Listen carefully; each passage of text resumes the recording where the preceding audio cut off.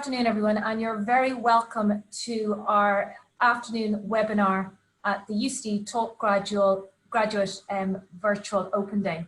So my name is Katie O'Neill. I'm the Senior Marketing Manager here at UCD in the College of Engineering and Architecture. So without further ado, I'm going to hand you over to our Programme Director, Vincent Hargaden. Thanks, Katie, and good afternoon, everyone. I'm just going to share my screen. Okay, so I'm the Programme Director for the Master of Engineering Management Programme, our MEM programme. And just over the next few slides, I'm going to give you a quick overview of some of the key points and information in relation to the programme. And then we're going to switch to some other participants, including one of our most recent graduates from the programme. Okay, so give you a quick overview of what the MEM programme is about. So what is it?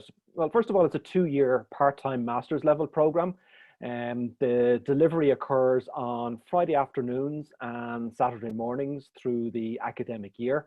And that amounts to 12 weekends per term. So our terms run in autumn, so from mid-September to early December, and then again from mid-January to the end of April. And there's no academic activity for this program between years 1 and 2. So in other words, you get the summer off between year 1 and year 2. So while it might feel a bit daunting to undertake a 2-year part-time master's while you're working and maybe have a busy personal life, it's worth remembering that it's 12 weekends per term. So it is quite manageable in terms of workload. So who's this program for? So we target this program at engineers who have 5+ years industry experience. Now, it's worth mentioning that we certainly encourage applicants from the wider STEM background. So if you have a science, technology, engineering or mathematics background, such as physics, chemistry, computer science, software engineering and so on, you're certainly eligible to apply to that program. And really what we're looking for is applicants who have the experience in their technical role, but have the ambition to progress to senior engineering leadership roles. That's who it's for. What are you going to learn? So one of the key things that our graduates learn through the program is how to communicate confidently in the language of business. So the applicants coming on our program, they're very good at the technical stuff from their obviously industry experience and their undergraduate degree, which tends to be very technically focused. But as you move up through your career and you're starting to engage with the wider company, so dealing with finance or HR or marketing or strategy, what you often feel is that you don't have that language to be able to communicate confidently among that level in the organization hierarchy. So that's a key element for this program, is that you'll cover topics in finance, human resources, employee relations, marketing and strategy. So it gives you that language of business so you can very much hold your own and undertake leadership roles within the engineering organization. What else will you learn? You'll learn strong decision-making skills. You do a full module on decision analysis. So how can you make robust, data-driven decisions? You'll learn how to lead employees effectively.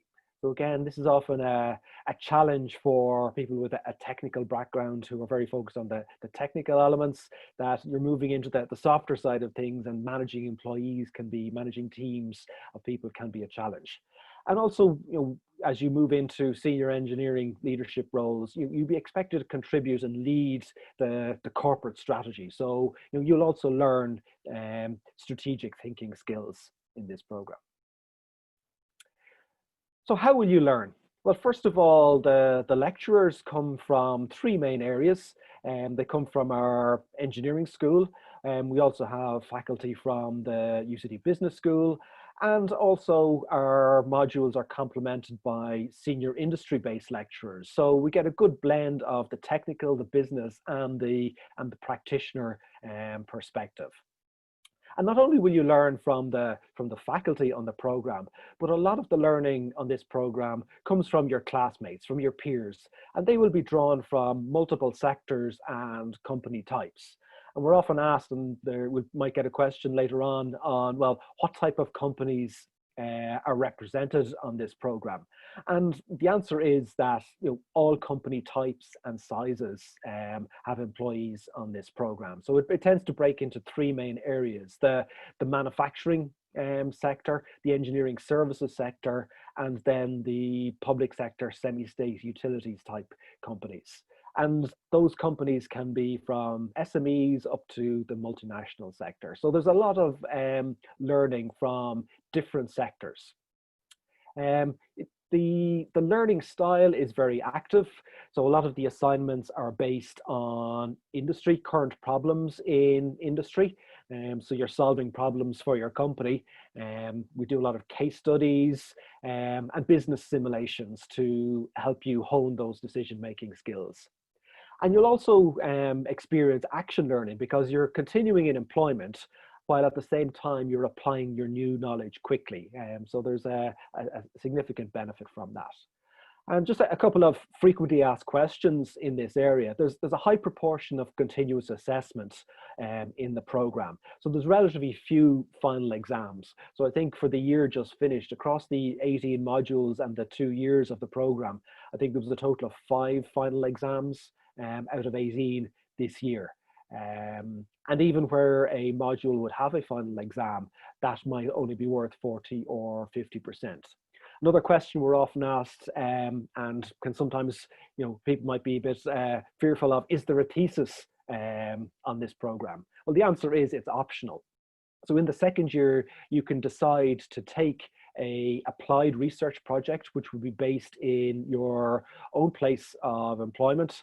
And you can do that instead of any 4 taught modules. So what you would do is you would drop 2 modules in the autumn term, and you would drop another 2 modules in the spring term. And then your thesis becomes worth for taught courses. But that is an option that you have. It's not compulsory. So to give you a sense of the program structure, the program is structured around a number of teams. We're very strong on the engineering operations side of things. So you'll do modules in project management, quality management, so Lean Six Sigma, operations management, both manufacturing and services, business system design. The people side of things is where our students often get the most learning from. So you get exposed to the leadership, the behavior side of things, human resources, employee relations, do a very popular module on managing negotiations, and then convincing others of your decision, particularly in senior leadership role, is important. So you take a module in the first term on technical communication. So how do you effectively communicate technical information to both a technical and a business audience? Obviously, big data and data analytics is important in the current industry environment. So we do 2 modules on data analytics and decision analysis.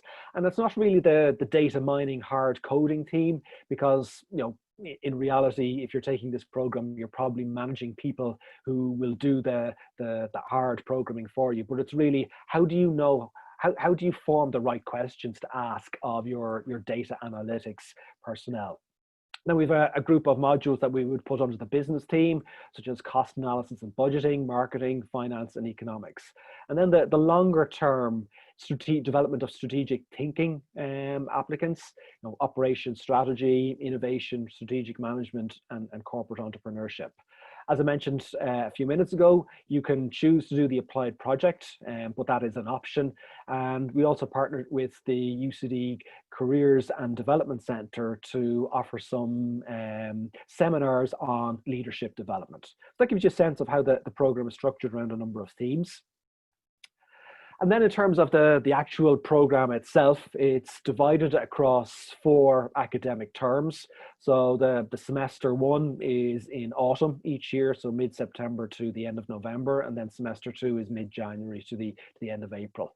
So the way the program is broken down, in the autumn semester, you take 4 modules, and in the spring semester of both years, you take 5 modules. So you can see the modules there. And again, the applied research project is optional.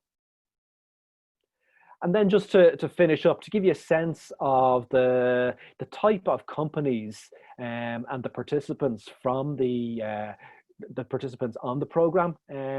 So you can recognize a lot of those company logos there, but they give you a sense of the really broad nature of the companies who are represented on this program. As I mentioned at the start, there's three main types of companies. There's companies in the manufacturing area, and that can be medtech, pharmaceutical manufacturing, general light engineering, and so on. Then we get companies in the engineering services area, so we get a lot of people coming from engineering design and consultancy firms.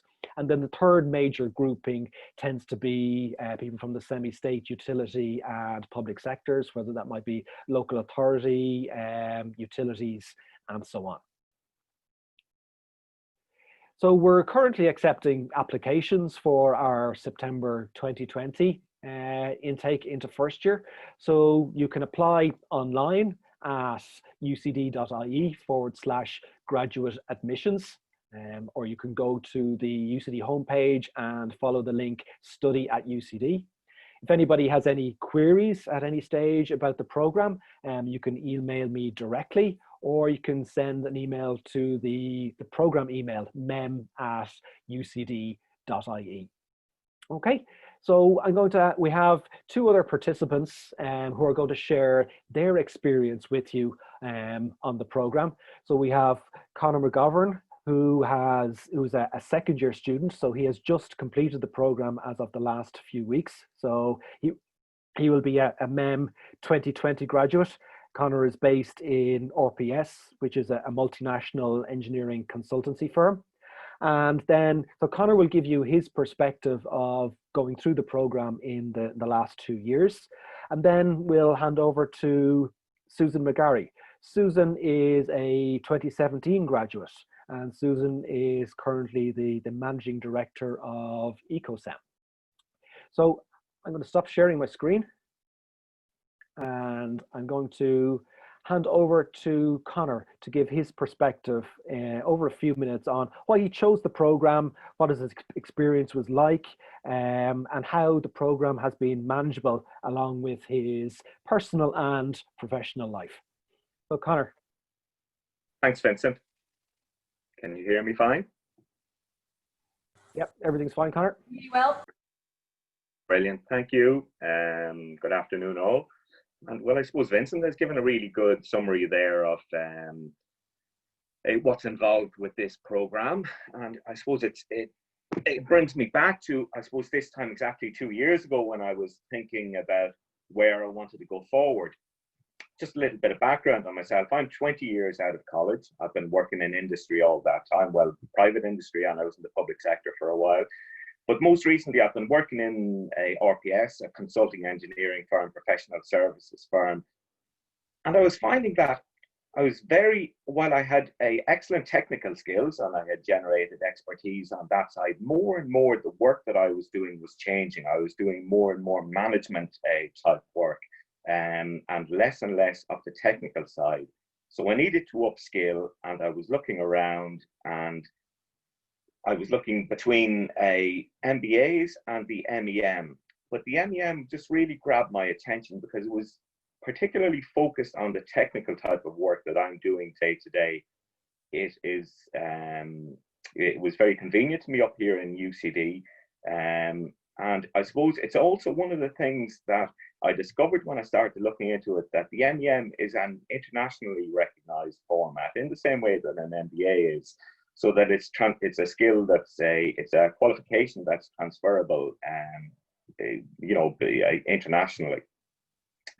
I wanted a program like the MEM that would broaden and strengthen the engineering capabilities that I have, but broaden that out into the management side. So including things like the hard skills of operations side, but also the softer skills, with the human management.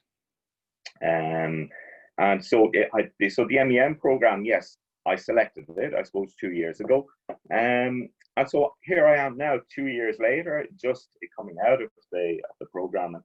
I suppose my experience, I enjoyed it very much. It was, you know, very intense at times. Building up to a crescendo at the end of each one of the semesters.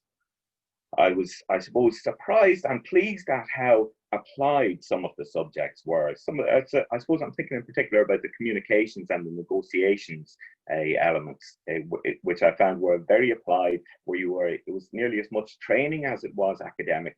And then you had lots of the academic pieces that I would never have worked in before, looking at financial analysis, the operations element I've already mentioned. We're looking at data analytics. So some of the things I think were very cutting edge, data analytics in particular there. There was a lot of teamwork involved in the project, which meant that you get very good exposure to your classmates. I suppose my experience was coloured with the COVID, which reduced the class time. But to be honest, it didn't really affect me as much as you might expect. There were only 3 classes that it overlapped with. And in fact, it probably may have even made the work easier because it made it more manageable alongside my work. But I would say that it was overall quite manageable alongside my work, just given the timing that it starts on a Friday afternoon and a Saturday morning. So I suppose that's in a nutshell my experience of the MEM program. Okay, that's great. Thanks very much, Conor.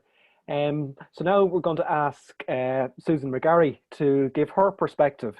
So as I said, Susan joined the program in 2015 and graduated in 2017, and has really been very successful both during and subsequently, initially taking on a role, I think, as European Sustainability Director in EcoSem, and then in the last few months was appointed Managing Director of EcoSem.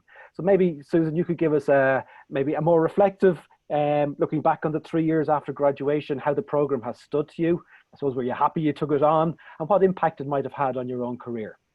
Yeah, so thanks for the lovely introduction, Vincent. So in 2015, when I took on the Masters, I was the environmental manager for EcoSem Ireland. So EcoSem Ireland is part of a larger European group, and we have plants all around Europe. So I was offered in 2015 the chance to do a research Masters in concrete in UCD. Because my role at the time was part of the technical team. I was taking care of our in-house environmental management systems and some specification work with engineers and architects. So basically the opportunity to do the research Masters would have been following a technical route, but I'd kind of grown to, I had gained a bit of an interest in the business side, the strategic side of it, and the chairman of EcoSem Ireland at the time suggested looking into the MEM programme, as he'd done it in the mid-70s. I think 1975 he graduated from the course when it was called industrial engineering. So when I looked into it, it just seemed to be the right blend of engineering subjects with finance, cost analysis, and kind of the behavioural sciences side of things that I sort of hadn't been lacking and hadn't really been involved in.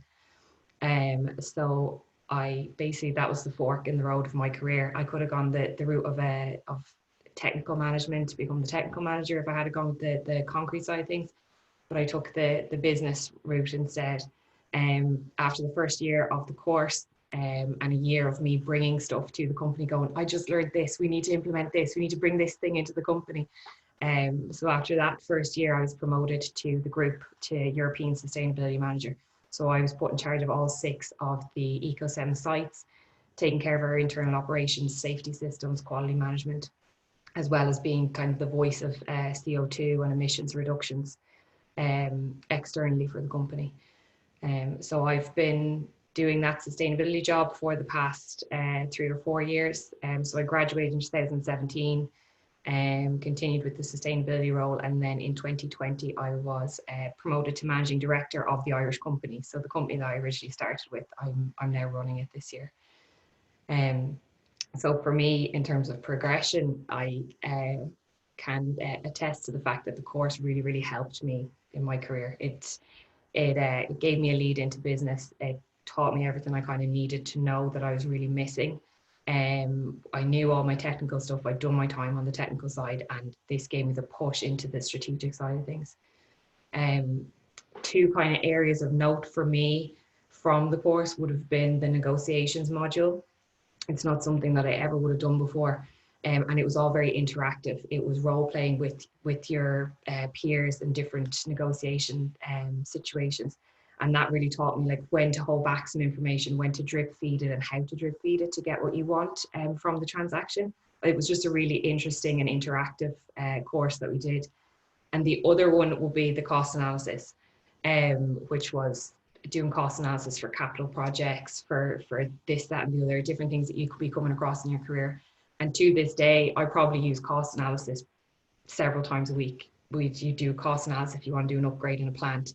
If you're looking at entering a new market, I use that information pretty much every day of my current career. So it really stood to me, and I learned a huge amount on the engineering side as well, the process control, the statistical analysis, all of that stuff as well, just built on my undergrad degree in civil engineering.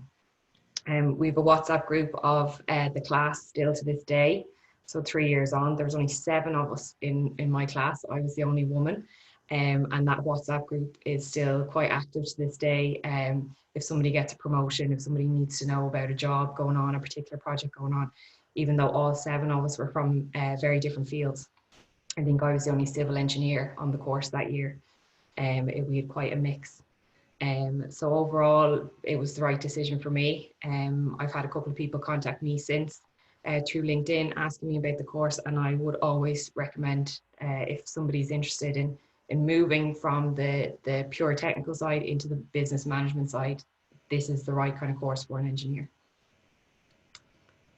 Okay, thanks very much, Susan and Connor. And I think it's probably worth saying when I initially presented the program that we say 5+ years industry experience, but over each program we get a wide variety of experience. So people with 5 or 6 years experience, or people with 20-25 years experience. So you don't just have to have the 5 years and then take the MEM program. You can also have 20, 25, 30 years experience, and obviously anywhere in between. Thank you both. That was just fascinating to hear your career progressions and what's happened since you've done the program. There's a few questions that have come in, so I might just throw them out there.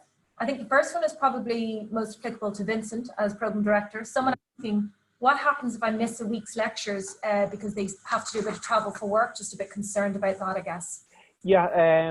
So the advice I would give to anybody in that type of situation is that missing the odd weekend here or there isn't generally an issue, because you might have planned travel, or things happen on a Friday afternoon or a Friday.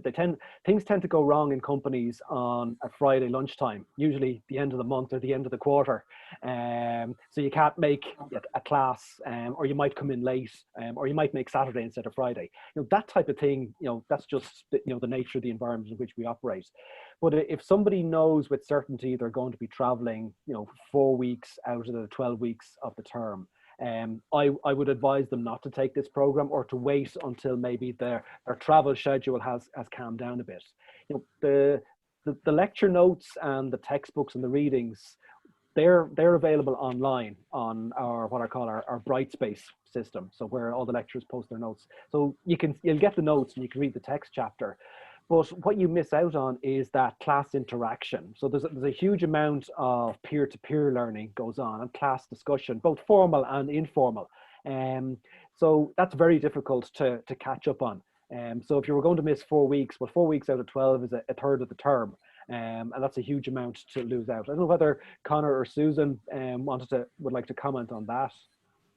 Well, yes, certainly for me, the second year of the program, because I was a European manager, I was gone every week. But I'd kind of got an agreement from the head of the company that, like, I was doing the course, everyone knew I was committed to the course, but that I wouldn't travel on Fridays. That was just an agreement reached. Now, it did clash sometimes when there was group meetings that had to take place, and I would attend, and I just missed the class. But that was kind of by second year, and you already have established relationships with your peers, so you can catch up. They can send you the notes or whatever. So I would say that it can be done if you do kind of have a traveling schedule. It can be done, but you do have to make a commitment for the majority of the classes. And I'd say it's definitely second year less of an impact than if you miss those first kind of critical lectures in first year. It'd be a little bit more difficult to catch up. Yeah, thanks, Susan. We have another question here, and I know that this is something that Connor touched upon in terms of when he was making his choice. And this is a question we get quite a bit. Someone trying to decide what are the main differences between doing this program, say, and an MBA. How will they know which is the right program for them to choose? Maybe if I'll answer it initially, and then maybe Connor, if you want to come in, because it was something that you had thought about yourself. So I did an MBA nearly 20 years ago, so I kind of can see both sides as well. What I think the benefit of the MEM is it's really focused on building your career, but in the engineering sector. So everybody in the class is coming from some type of scientific or engineering background, and are working in engineering, working in an engineering environment. So what I think is that, you know, when you've got that common understanding, then you can build on the finance, the negotiations, the soft skills, and so on, and kind of help people progress their career in that engineering sector. MBA is probably slightly different. You might do several strategy modules and several finance modules and several marketing modules, and maybe use the MBA as a way of changing careers, or, you know, moving from engineering to management consulting, and so on. So it really, I suppose, depends on what you want out of your career. If you're sure that you're going to stay in the engineering sector and want to progress to senior leadership positions, you know, that's where the MEM has its strength. I don't know whether, Connor, you wanted to add anything to that?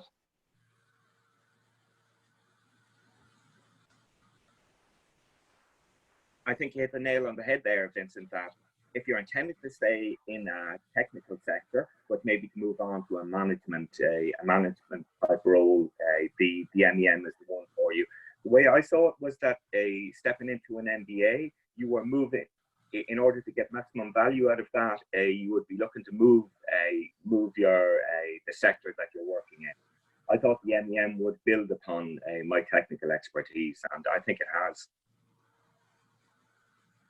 Thank you both for that. I think that's very clear. I suppose someone also wondering, and maybe this is one for both Connor and Susan, realistically, how many additional hours do you need to do outside, say, the Friday afternoons and the Saturday mornings? How many more hours a week do you need to set aside to commit to this master's, would you think? Connor, you probably have more recent experience of this, but it's not a small undertaking. Like, it is a decent amount of work. Getting out on the Friday, as Vincent said, stuff always happens on a Friday evening. Getting out of the office to get to UCD maybe an hour before the lectures start to catch up to catch up on your work. That's kind of what I tried to do. It didn't always work out. And then Saturdays, I kind of had set the whole of Saturday aside. So once classes finish at 1, we were staying back to do group projects, work on your own stuff. So to put a time on it, like, it's I don't know if I could quantify the hours. As you said, it kind of builds up to a big kind of crescendo at the end of the year, where you do get that kind of overwhelming feeling of you've got a lot on your plate, but it is short-lived. It's just in advance of all the projects being handed up. And at some stage, kind of work did take a back seat to the masters. It just had to, because you just had to give it the time to get your projects done. And I was lucky enough in work, they kind of understood, and I was able to work on some projects during the day, and get kind of expertise and help from some of my colleagues in work as well on those projects. So it is a good chunk of additional time that you do need to give to this, and pretty much most of your Saturday will be gone doing the projects. I think I'd agree with you, Susan.